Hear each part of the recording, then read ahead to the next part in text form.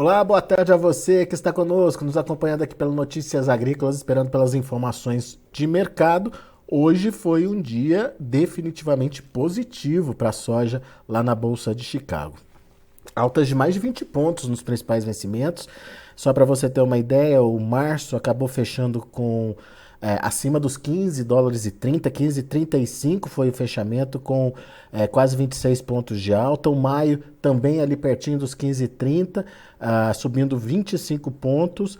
E o julho, 15 dólares e 19 centes por bushel, altas de 23 pontos e meio. Números bastante positivos para a soja. Daí a gente se pergunta, tem motivo para isso? Tem motivo para essa alta tão substancial lá na Bolsa de Chicago? Aparentemente sim. E é isso que a gente pergunta agora para o Ronaldo Fernandes, o Ronaldo analista de mercado lá da Royal Rural. Seja bem-vindo, meu amigo. Obrigado por estar aqui com a gente. O Ronaldo fala com a gente direto lá de Londres. Meu caro, afinal de contas, dia positivo lá em Chicago, um positivo forte, mais de 20 pontos de alta por lá, com motivos para isso? Oi, Alex, boa tarde, tudo bem? Bom, para responder a primeira pergunta, eu vou gastar um pouquinho mais de tempo, porque a gente teve muitos fatores hoje para levar essa soja para cima. Primeiro, a gente estava comentando hoje pela manhã que se a soja fechasse acima de 15,30 era importante, porque o próximo valor que ela poderia buscar seria ali na faixa de 15,50, já logo para esse primeiro vencimento de março. A gente não pode cravar que ela vai fazer isso com todas as letras, mas o que indica esse 15,35 de fechamento, 15,33, é que ela vai querer ainda continuar nesse movimento. Para essa alta, a gente teve alguns fatores que influenciaram bastante, alguns deles mais pontuais, mas outros mais perenes, que tendem a ficar fazendo movimento no mercado ainda por mais alguns dias. A gente teve, todo mundo falando a respeito disso, a situação dos mapas. Desculpa, Alex, eu tô com uma gripe querendo começar aqui também. Acho que você está na mesma situação que Estamos eu, aí juntos, de viu, vez em quando a Ronaldo? voz embarga aqui. É um resfriado vindo, quer vir, não quer vir. Desculpa se eu pigarrear alguma coisa assim para cortar. Não, fica É, tranquilo. mas a gente teve a situação da Argentina, que os mapas pioraram ali, mostram secas severas dos próximos 16 a 30 dias. As chuvas que aconteceram aliviaram, arrefeceram, mas não fizeram milagre, elas não tornam as percas reversíveis, não faz com que a qualidade melhore significativamente. Então, primeiro, as chuvas elas não apontaram uma melhora tão expressiva como alguns esperavam. Segundo, que os mapas na Argentina voltaram a piorar e apresentar um quadro mais seco. Esse é um ponto que fez pressão, sobretudo no farelo, que atingiu aí as máximas dos últimos 10 meses, passou de 488 desse ponto do lado do clima da América do Sul na Argentina. A gente teve um outro fator que já pressionava de madrugada. Eu costumo dizer que o movimento do noturno, ele geralmente passa ignorado porque é menor liquidez, menos gente olhando para ele. Só que quando esse movimento atinge 1%, seja de alta ou seja de baixa, normalmente isso é levado para abertura durante o dia. Então, se na madrugada está em 1%, a gente não pode ignorar. Foi o que aconteceu hoje. Nessa madrugada já operava com altas acima de 1%, refletindo um outro ponto, e aí esse eu acho que fica no mercado por mais tempo, que é a demanda chinesa. A China deu uma entrevista no final de semana para uma estatal, a TV CCTV, e aí falou em alto e em bom som, olha, a China tem planos de voltar o seu consumo que era antes e tem um plano de ação para aumentar o seu consumo. E aí isso aí é uma notícia super positiva para o mercado, para todos os mercados que vendem para a China. A China ela é o motor do mundo, ela consome mais de 60% da soja global. E uma coisa que eu achei interessante é que mesmo com essa notícia do mercado chinês, não foram todas as commodities que subiram. A gente teve, por exemplo, a mãe de todas as commodities, o petróleo, que caiu forte por causa de uma situação da OPEP, específica do petróleo, a expectativa da OPEP, e a soja, mesmo assim, não foi influenciada pela queda do petróleo, continuou seu movimento de alta. Então, a gente tem, primeiro, nesse período de abertura, sendo influenciado por eventos de final de semana, a situação do clima na Argentina e essa declaração da volta do mercado chinês aí com intenção de voltar com força total. Depois disso, a gente teve as exportações dos Estados Unidos. que veio com um número bom. Só a China, ela consome por semana cerca de quase 2 milhões de toneladas por semana, 1,8, 1,9. E os Estados Unidos mostrou nessa divulgação de hoje 1,8 milhão de toneladas exportadas, quase aí só o consumo da China numa semana, né? Mas isso é um fator positivo para Chicago. Demanda para a soja americana é alta para Chicago. Então, o número também cooperou para esse sentimento de alta. Muito bem. Então a gente tem aí fatores que justificam esse movimento positivo para a soja lá em Chicago. Mas são fatores que têm sustentação de longo prazo, ou seja, vamos ver uma tendência de alta sendo adotada em Chicago a partir de agora, ou tem fatores limitadores aí para esse movimento, Ronaldo? Então, esse movimento de 15,30 e buscar o 15,50, ele é bastante significativo para revelar isso. Se a soja realmente for querer buscar esse 15,50, é o gráfico dando todos os sinais de que a tendência de alta veio para uma tendência firme. Isso olhando para o desenho do gráfico. Agora, a gente olhando para os fundamentos, do meu ponto de vista, essa situação da Argentina é uma situação que ainda vai influenciar.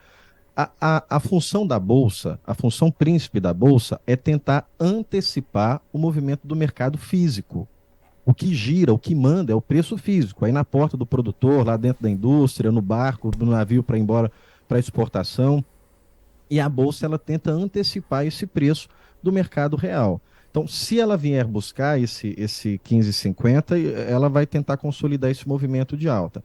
Olhando para o fundamento, do nosso ponto de vista, essa situação da Argentina é uma situação que, à medida que o mapa mudar e apresentar chuva, vai cair de novo, por mais que a gente vai caminhando cada vez mais perto da colheita, o mercado é assim, é especulativo. Então, se mostrar que o mapa mudou, lá na Argentina, vai fazer influência de queda para Chicago. Mas essa situação da China dizendo que quer aumentar o seu consumo, isso, para mim, é algo que a gente não pode ignorar. A gente tem que dar ênfase, porque o chinês ele sempre foi acusado de derrubar o preço para vir comprar.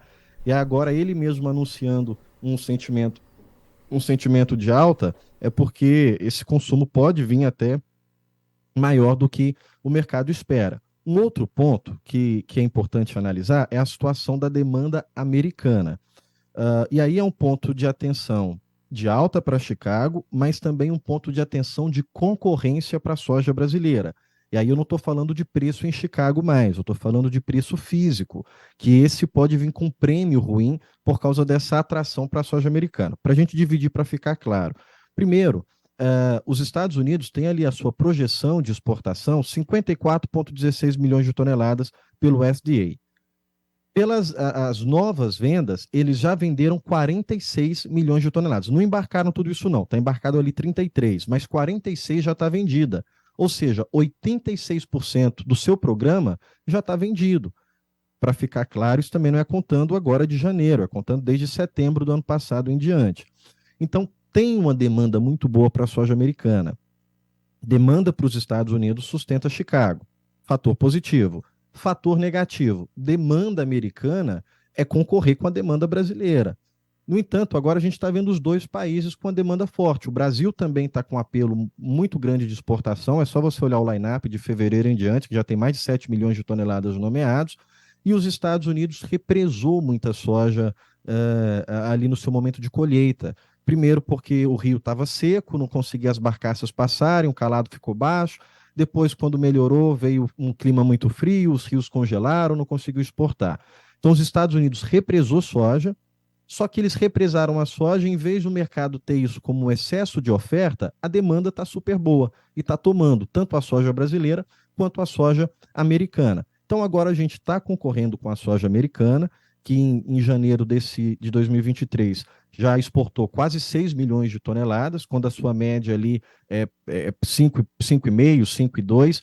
Então, a gente não tem os números fechados, mas já tem uma exportação maior do que a média lá para os Estados Unidos. E o Brasil, que está começando a avançar na sua colheita. E aí o ponto que a gente tem de atenção para saber se a competitividade vai estar lá ou vai estar no Brasil é o dólar, né? Importante da gente entender, porque ele atrai o comprador por causa da competitividade que ele traz para a soja brasileira, né? A gente tem um ponto de bastante atenção nesse movimento do preço no Brasil, a gente está longe de estar nas máximas. O preço no Porto hoje circulou ali perto de 179, uma variação ou outra, dependendo com qual trade vocês falarem, mas a gente está longe ali das máximas. Normalmente, no período quando começa a chegar a colheita, a gente tem a maior pressão de oferta e os preços caem. Agora, a gente ainda tem uma sustentação com o dólar. Dólar acima de R$ 5, 5,10 é um dólar caro. Quando você pega a moeda brasileira e compara ela com as outras moedas emergentes, você tira a Rússia e tira a Turquia. Tira a Rússia e Turquia porque os dois estão vivendo situações atípicas, um de guerra, o outro ali quase quebrando. Então, se você compara com os outros emergentes que podem fazer páreo com o Brasil, se assemelhar com a economia do Brasil, estão recuperando, estão melhorando da pandemia, o real é a única moeda que ainda não valorizou. Em outras palavras, só no Brasil que o real ainda não, que o dólar ainda não caiu. Nos outros países emergentes, o dólar já caiu e no Brasil o dólar não caiu. Primeiro, tem um indicador para isso.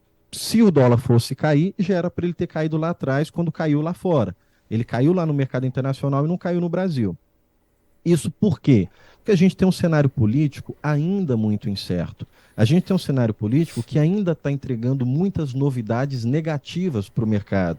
Quando a gente imaginou que o dólar realmente ia ter sossego para poder cair, tentar ali buscar uma casa de R$ 5, aí na sexta-feira a gente teve Padilha falando que o Haddad está pensando em montar uma comissão com os governadores para o Estado federal repassar aquilo que os governadores perderam com a arrecadação do ICMS dos combustíveis. Isso daria mais ou menos aí 37 bilhões de reais a menos na arrecadação do governo federal.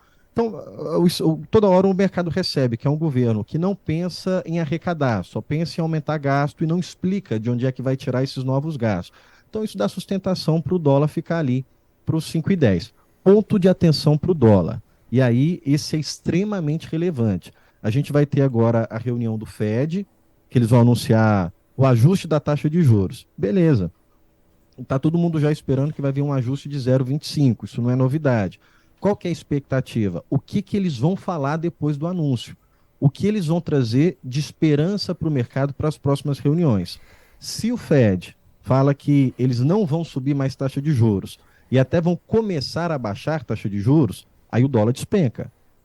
Não é o provável. O provável é que eles devem ainda falar numa alta na próxima reunião, manter essa alta por um tempo, para só lá para frente começar a baixar. A gente está falando em começar a baixar talvez no segundo semestre.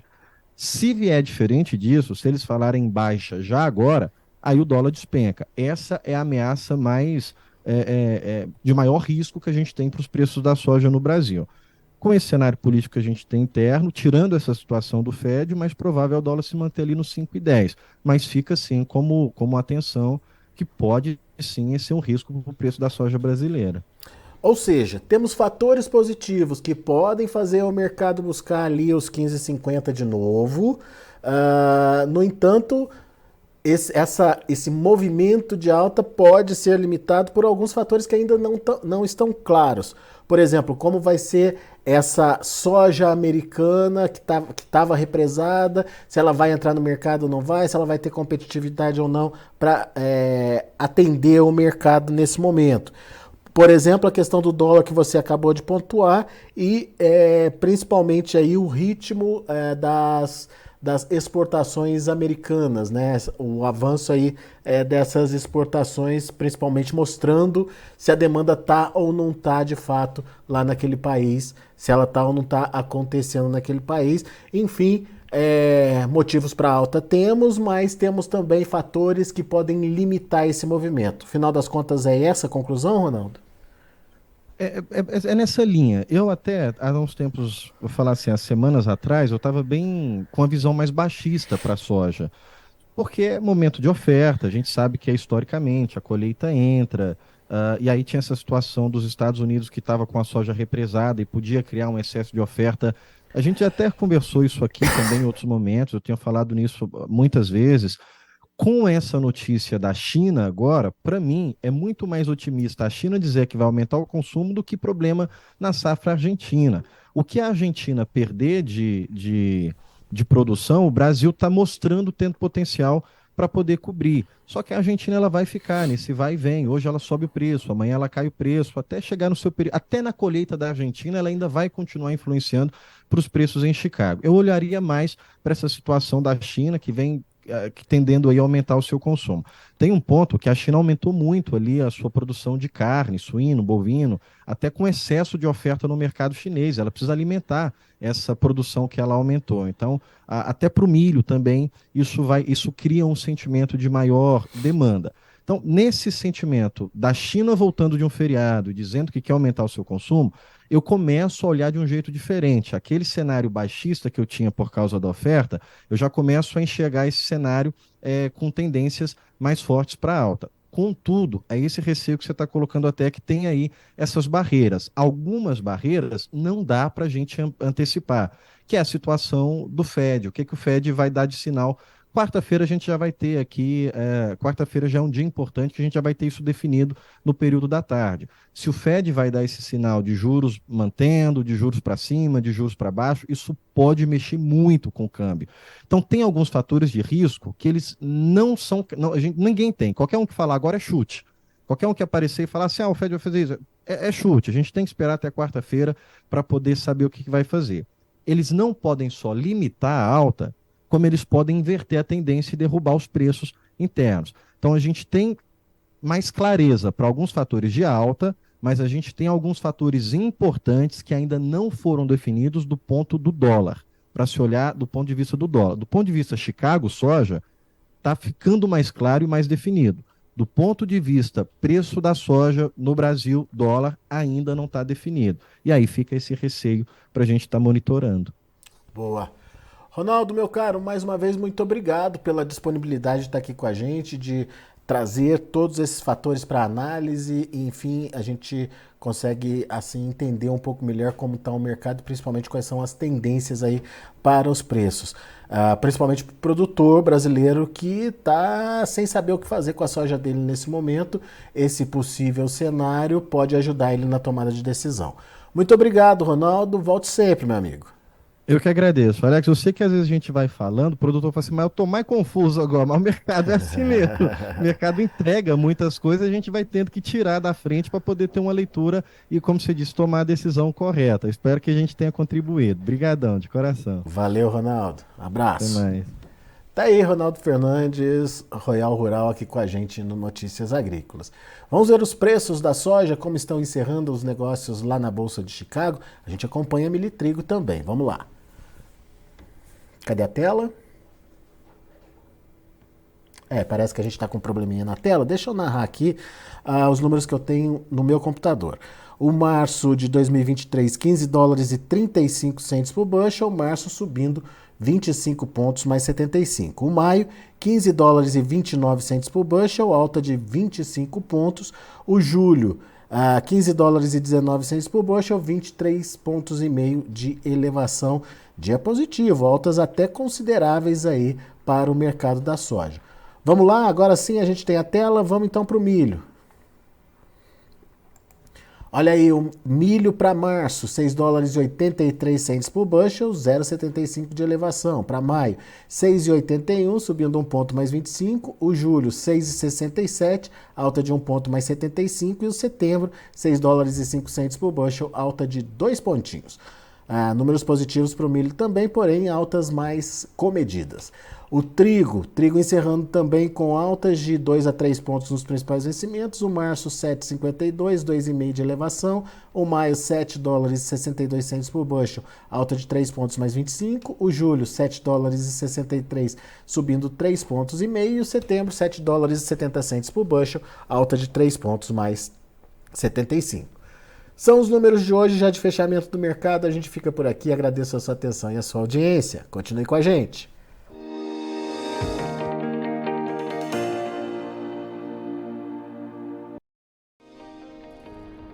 Se inscreva em nossas mídias sociais no Facebook Notícias Agrícolas, no Instagram @Notícias Agrícolas e no nosso Twitter @Notiagre. E para não perder nenhum vídeo, não se esqueça de nos acompanhar no YouTube e na Twitch, Notícias Agrícolas Oficial.